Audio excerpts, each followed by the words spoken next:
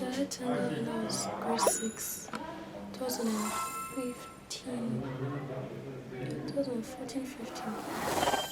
So, funny, this other teacher by this person to primary school.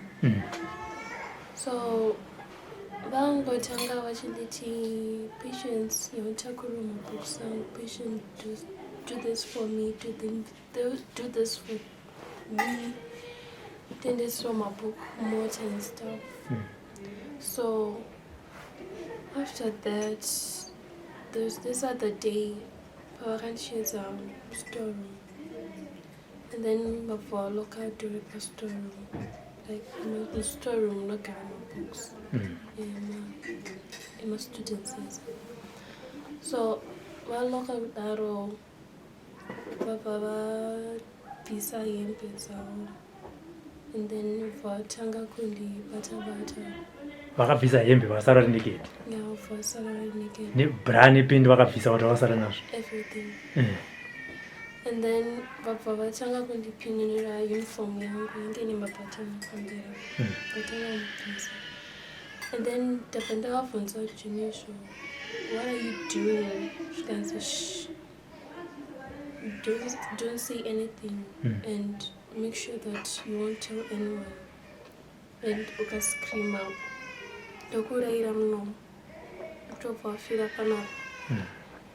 So when Bandi pizza dress, my uniform, my pant, and I pick a pasta, Bandi pizza and pasta. And then I bought one the butter. I changed the butter, and then after that, she had sex with me. So after the trapeza, Ufanditi Chenda Kumba, make sure that I will say anyone or no Karana or even anyone, because do not go there. Tichaiva pane zvimwe zvavaita zvavai quesena inoti kuvabvunza, but something that is questionable wakavatarisa sokuti but why is this person doing ABCD? Like party in Dombako, there's this at the door, a room fish, I full right. And for sure, yes, I've made it. You don't even touch this door. You try to go for a mom. So I never did. So I'd question Max Kuti. Why is it good? Manoti move forward. What's inside? Chichiri mom. I was even tempted to go for a but Shagaram to the Ine zvikurwara. Yeah. Chichiri kunetsa. Oh, okay. Like before that one, like in the Garande town. No.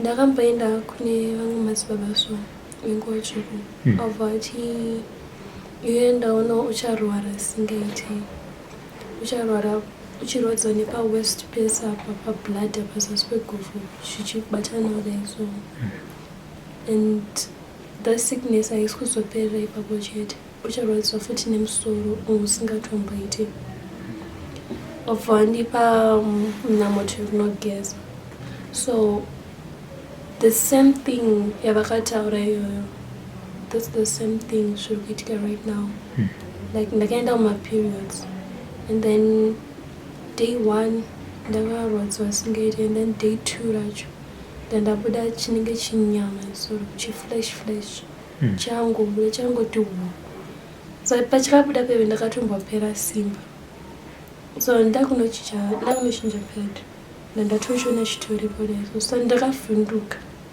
and then ndandatochitora photo ndandaratidza bunini wangu ndandati ndokumbira kuti mundiratidzira gogo this thing chandabuda asi nyasoziva kuti chichocho chakaita kuita flesh chaiyo and then gogo amenoti gogo akazoratidza here but I'm sure akaratidzwa vatoratidzwa that thing so this brought me here.